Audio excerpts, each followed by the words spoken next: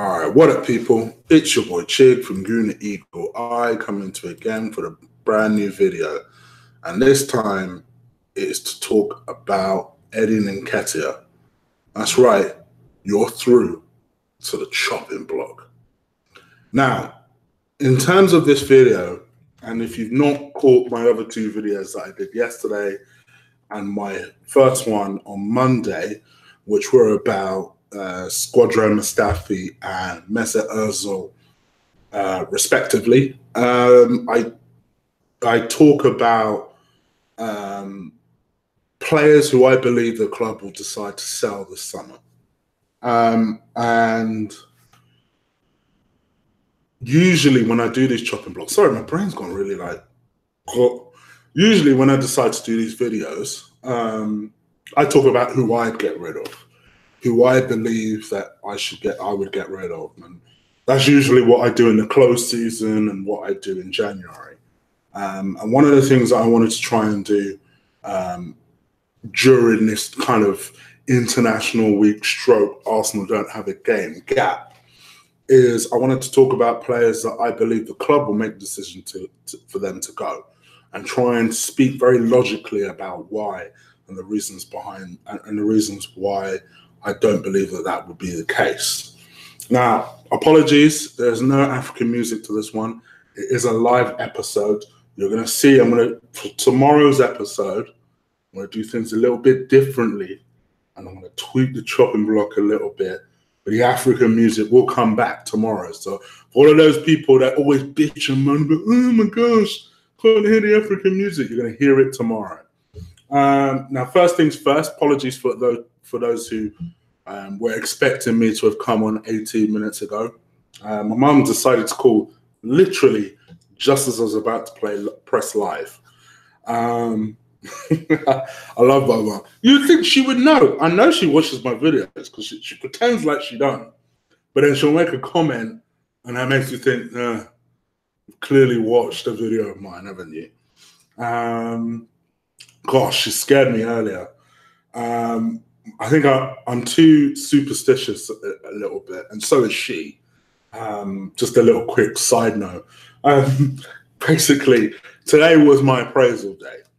So as someone who works in HR and preparing people for their own appraisals, and today was my own. And I ain't gonna lie, I hate appraisal day. I hate that day. I don't care how well it is. I feel like I've done in the lead up to it. I'm not in a particularly good or receptive mood on appraisal day. And I was just about to go into my own appraisal. So I'm feeling really apprehensive and stuff. Then I get my mum calling. I'm thinking, what the fuck is going on? So I'm thinking it's an emergency. So I call back. And then my mum goes, "You okay, Chris?" I said, "Yeah." She said, "Keep having these reoccurring dreams about you, and I need to see you. I need to see you." And I'm like, I was like, Mum, of all the times to start making me worry and being paranoid about stuff, this is definitely not one of these times. I need you to tell me something like this right now. Oh, I love my mum, but man, the timing, it was just like, okay, Mum, can we talk about this later? Fuck. I love my mum. I love her.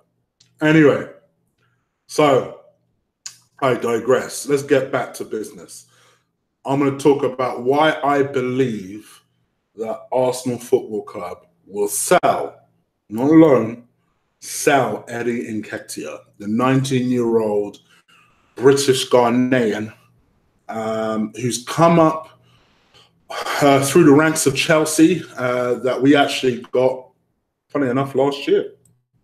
From Chelsea. Was it last year? Apologies. No, it was 2015/16 on a free transfer. No, it was 17. What am I fucking talking about? 2017, 1st of July 2017, we bought him. And he's been banging in goals. He is a goal-scoring machine. To me, even this season for the under-23s, he's made in 9 appearances, he's scored 7 goals. And the reason he's only had 9 appearances is because he always usually makes the first team, particularly since Danny Welbeck's injury. I know the title of this video will particularly kill a certain Gunnar Michael, who is a massive advocate of the kids. And I get it. For me, I especially a club like us, we have an owner that don't spend money, won't spend money, don't see him spending any money in the future. So I think the only thing that we have and the only choice that we have is to start looking at how to invest in the future. Here's the fucking thing though. In doing that, you have to be honest.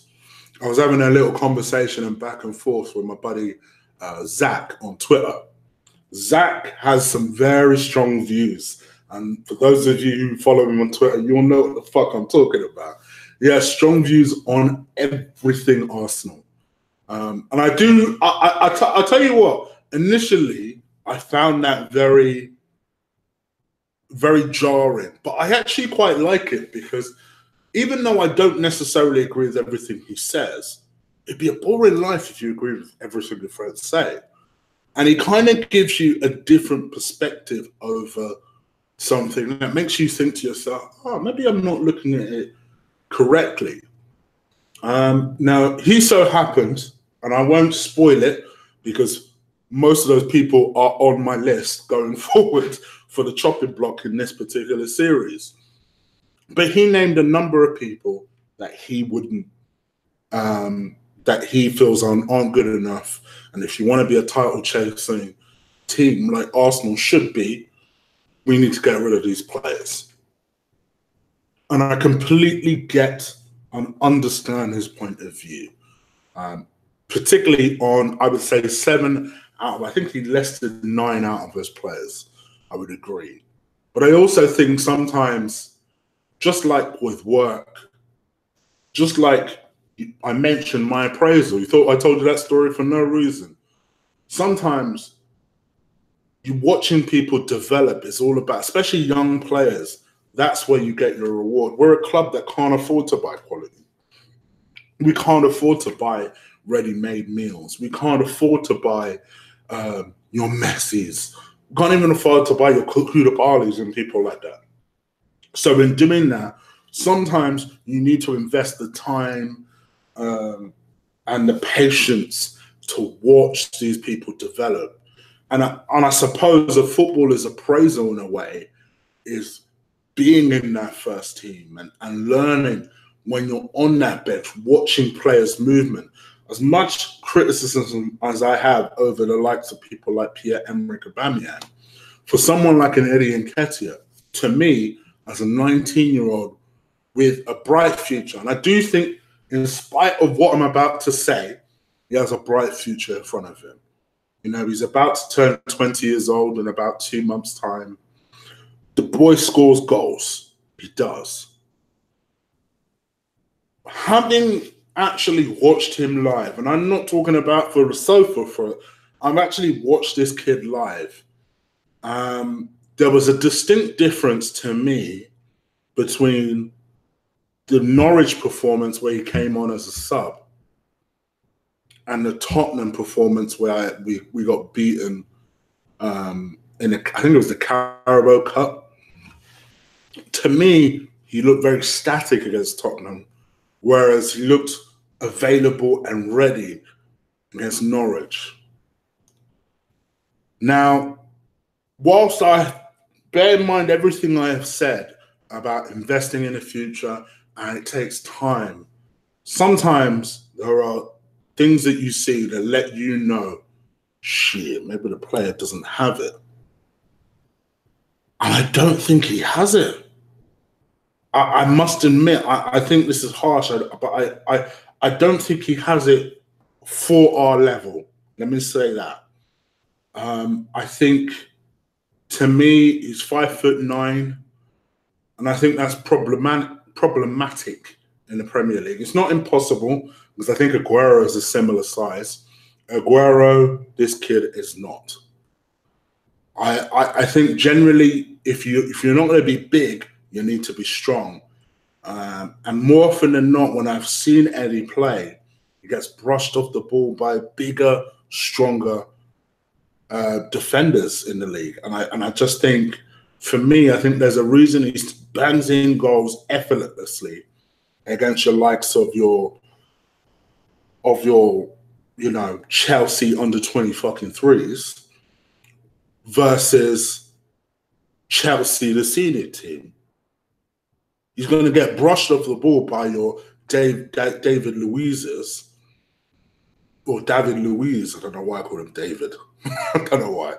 Your David Luiz's versus Toby from up the street. Do you know what I mean? So I think everything I've seen about this kid, I think he's reasonably quick. He clearly has an eye for goal. Having watched some of the under-23 stuff as well myself, I know that he has a decent shot on him.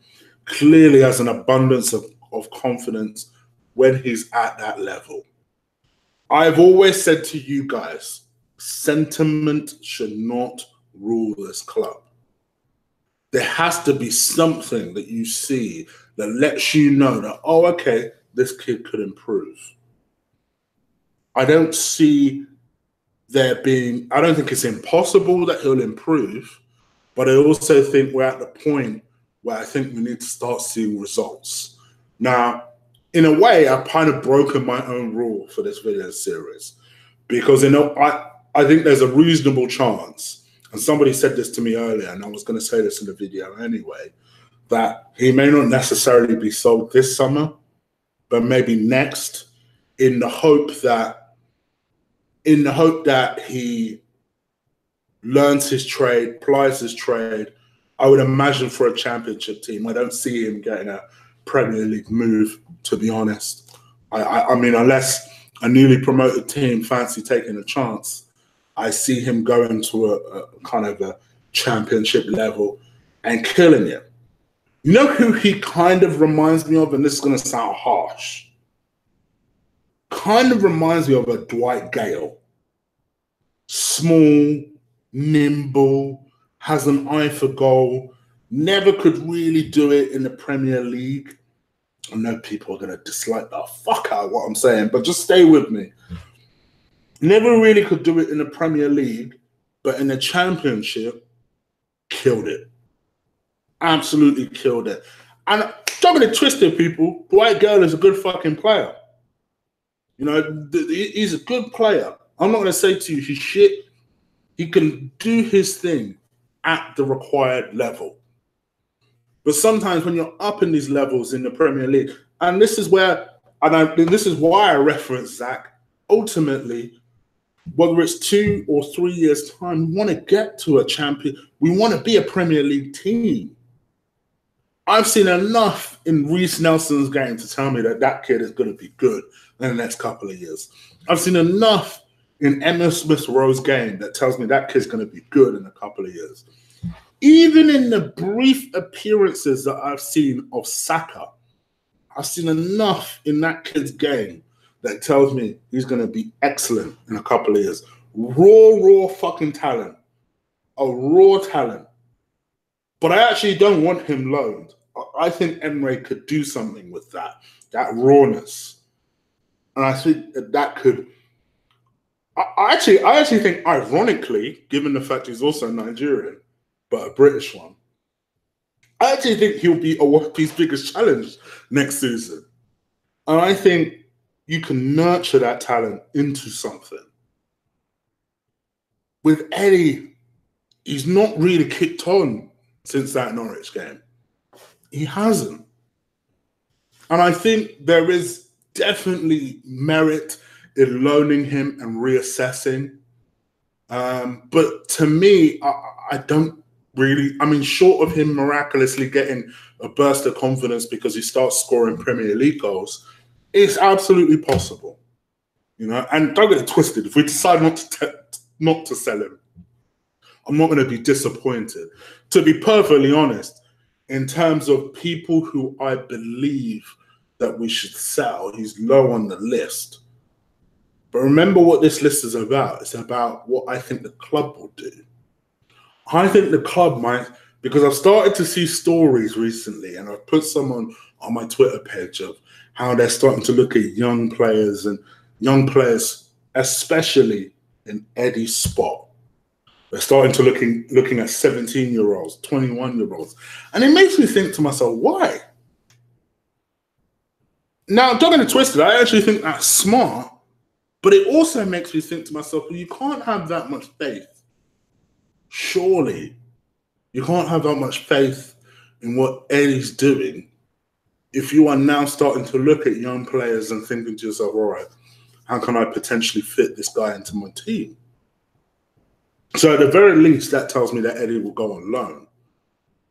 But I also think they may decide to say, all right, if we can get a decent bid for him, maybe somewhere just short of the 10 million, maybe if they're really clever, they put a buyback clause, just in case. And I just wish Eddie all the best. I think they may take it. Because let's be honest, we're going to need every million, every cent, every free wage we can get in order to get the right quality to move us towards that next stage of the game. If we can somehow miraculously secure top four, I think the next stage in the Arsenal process, bearing in mind, Emery only has 2 fucking years, and he spent one of them. For him, almost the next target, should he get top four, isn't to establish us there, it's to kick us on. It is to be those title chasers. Forget actually winning the fucking thing, but get us towards that title chasing side. And yeah, it's going to need Stan to back him, which I'm not convinced he will. But I think it's going to need Stan to back him. It's going to need everything to close, let's be real, a massive gap between City, Liverpool, and us. Let's be honest. But in order for us to close that gap, we also need to be honest with players. And yeah, in the ideal world, we'd either A, have lots of cash, or B, have lots of people we consider our own. But ultimately, if you see that one of them is not good enough, and we're holding on to him for sentiment, that's also a wrong thing too. I think the kid is good. But truth be told, he's just a younger version of Dwight Gale. Dwight Gale is cool. Cool, he's all right. He's good. But is he Arsenal level? And you guys know the answer to that. And I know that's going to sound harsh. I know people are going to be fucking talking that shit.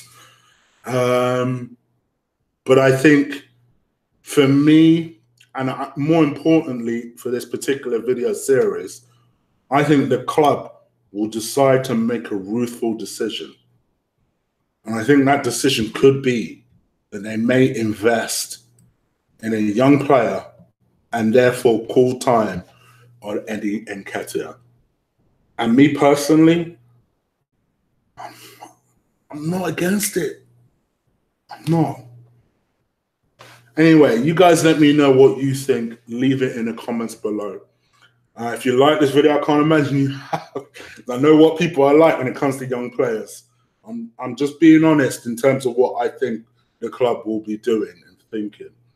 But leave it in the comments below. If you like this video, crush, destroy, drop kick the shit out of that like button. And before I get some dumb comments, because I seem to get dumb comments in most of my videos, please understand this is what I think the club will do. And I voice my view and my opinion on how I think I would think if I was the club. This is just for this particular video series. Normally for the chopping block, curse me out if you want to. That's just what I think. I'm merely trying to be as constructive and as reasonable.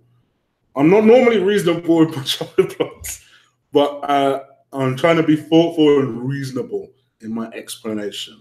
So at the very least, if you disagree with it, no problem. Put that in the comments below. I'm all for a debate. What I hate is just this kind of judgment. Oh, you took a shit. Or, oh, you're just against him. Or, oh, it's because he's not Nigerian. That's why you're dumb shit that I'm just going to either mute you or block you if you still come out some dumb shit. Have a debate with me, by all means. Don't agree with me, by all means. Tell me why. That's all I ask. Anyway, I hope you like this video. Hit the subscribe. Tomorrow I will be coming back, and I'll be coming back with a senior member of the squad. I'm even going to give you a clue. It's going to be a member of a squad that's actually been in good form lately. Can you guess who it is? But yeah, I'll be back tomorrow. African music and all, I promise. And that's it from me. I'm out of here. Let me leave you to your Wednesday evening. Take care. Deuces.